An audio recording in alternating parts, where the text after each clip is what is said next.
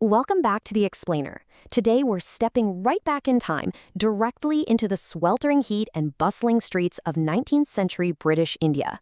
But we aren't just here to marvel at beautiful ancient artifacts. No, we are diving headfirst into a gripping, true crime narrative. We're going to track a decades-long cat-and-mouse battle between opportunistic thieves and the colonial administration at the historic Lahore Central Museum. Just imagine it, a space absolutely filled with some of the region's most incredible historical treasures, sitting almost completely unprotected. Get ready, because what starts out as a mild, everyday annoyance is going to very quickly escalate into some truly brazen, high-stakes heists. Right off the bat, I want you to put yourself in the shoes of a 19th century museum curator and consider this exact question. How do you police a highly vulnerable treasure trove in the 1800s? We're talking about an era way before closed-circuit security cameras, laser grids, or infrared motion sensors. The administration effectively had to act as detectives, relying entirely on their wits and their guards. They were forced to constantly adapt their applied security procedures just to combat a rapidly evolving underground crime wave that had its sights locked on their most precious archaeological and historical objects. Part 1. A crowded, vulnerable museum. To truly understand how these crimes started, we first have to picture the environment. By the late 1870s and 1880s, the Lahore Central Museum was not some quiet, sterile hall of academic study. It was incredibly popular, incredibly loud, and honestly, entirely chaotic. And this brilliantly illustrates the overwhelming scale of the problem. In the 1878 to 1879 reporting year, they saw nearly 165,000 visitors. Just 2 years later, by the 1880 to 1881 season, that number skyrocketed to an astonishing 264,000 visitors.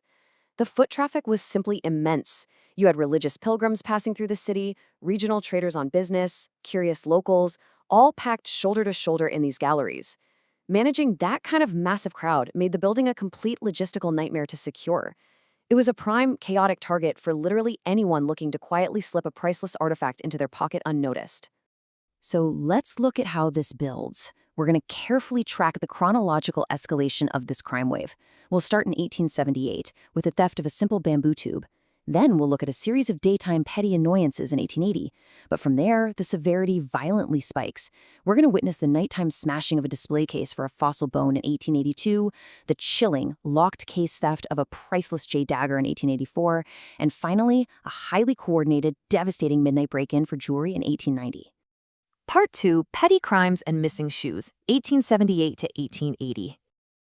In the earliest days of this specific era, the biggest threat to the heritage wasn't some sophisticated, professional criminal mastermind. It was just the sheer, unmanageable volume of everyday visitors. In the 1878 to 1879 report, the administration officially logs their first recorded theft of this period. On Muharram Day, a major occasion when the museum was absolutely packed wall-to-wall with sweating, talking, bustling people, a specific object goes missing: a bamboo tube. Now, it's absolutely crucial to note the value here. This bamboo tube was valued at merely 2 annas. An anna is a minuscule fraction of a single rupee, meaning this was a tiny, almost negligible sum.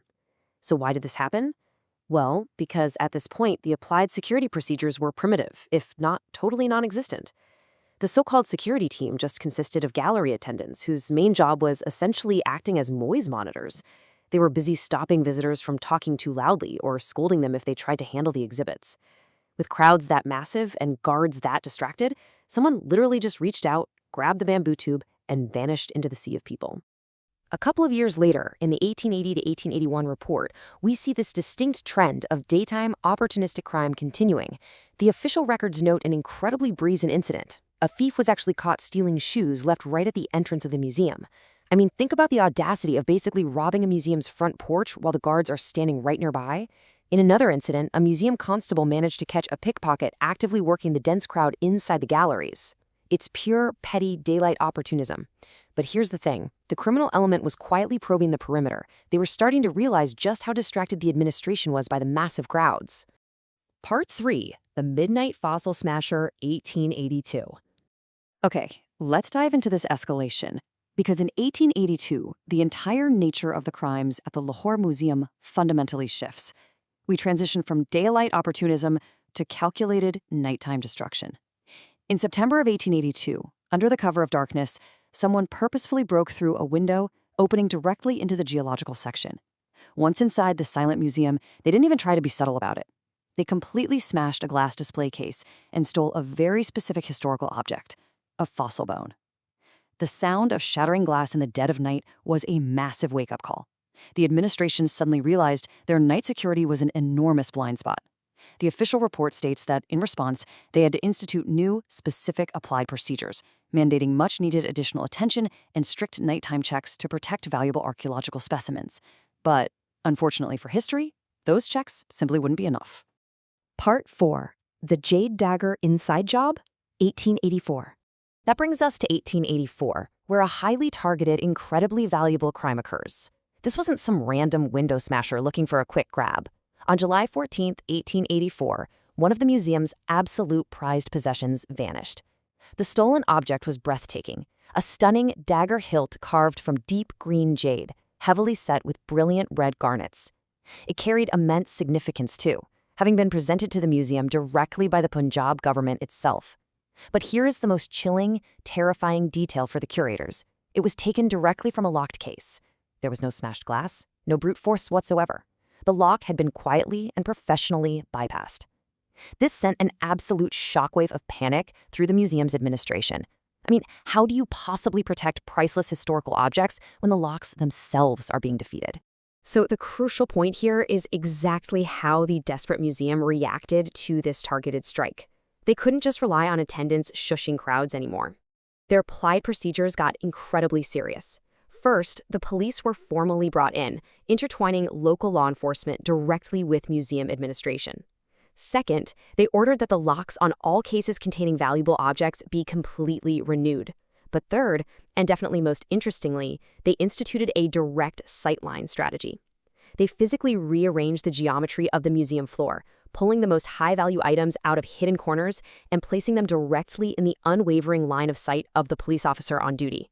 They forced the very architecture of the room to become part of their security apparatus.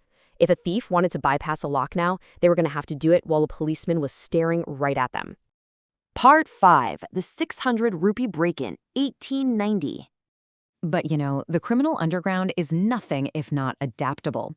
The tension had been quietly building for 6 years since that jade dagger vanished, culminating in a massive escalation in criminal ambition. Now, what's really interesting about this slide is the stark contrast. It really helps you grasp the severity of the situation. Back in 1878, they lost a simple bamboo tube worth a mere 2 annas. Fast forward to 1890, and the thieves orchestrated a haul valued at an astonishing 600 rupees. The scale of the ambition had grown exponentially, and despite all those new locks and sightlines, the museum's defenses were once again completely shattered. The mechanics of this 1890 heist were incredibly bold and highly coordinated. The thieves somehow managed to quietly enter the massive building after closing time. They flawlessly navigated the pitch-black museum, entirely bypassing those 1884 sightline upgrades. And they targeted extremely specific objects, a massive haul of valuable jewelry and heavy bundles of kincob. If you aren't familiar, kincob is this luxurious, dense brocade fabric woven extensively with thick gold or silver threads. It's super heavy and highly valuable. The thieves gathered all this up and managed to slip away into the night undetected, rappelling or climbing right out of a window with their heavy golden loot. It was a flawless execution. For the colonial administration, this was rock bottom. They were absolutely furious, and the palpable embarrassment is etched right into the official 1890 to 1891 annual report. They did not mince words, essentially writing a harsh self-indictment. They actually wrote, "The circumstances of the thefts revealed considerable negligence in the security arrangements. It is incredibly rare to see a government document admit defeat so openly." The museum's leadership knew that if they didn't completely overhaul their entire philosophy of security, they were going to lose the very heritage they were sworn to preserve. Part 6. Locking down the heritage. This sheer embarrassment finally triggered the ultimate security crackdown. They forcefully shifted from a reactive stance to a highly proactive one, literally laying the groundwork for modern museum security. Here are the final applied security procedures they locked into place in the 1890s. First, they stopped just worrying about the inside. They arranged for formal night police patrols around the exterior perimeter of the building, creating a physical barrier to stop anyone from ever reaching the windows in the first place. Second, they ripped out the old mechanisms and upgraded entirely to heavy, massive iron locks. And third, they strictly enforced that direct sightline placement for all high-value items, leaving absolutely no blind spots in the galleries. They fought back, hard and methodically, to lock out the criminal underground once and for all. Which leaves us with a truly fascinating final thought to ponder. The incredible story of the Lahore Central Museum in the 19th century brilliantly illustrates a timeless paradox that we still grapple with today. How safe is the history we preserve when the very act of displaying it to the public makes it inherently vulnerable? It's an ongoing, high-stakes battle between public access and artifact security. Thank you so much for joining me on this explainer. I hope it gave you a fantastic new perspective on the hidden, thrilling histories operating right behind the museum glass. Keep learning, keep questioning, and we'll catch you next time.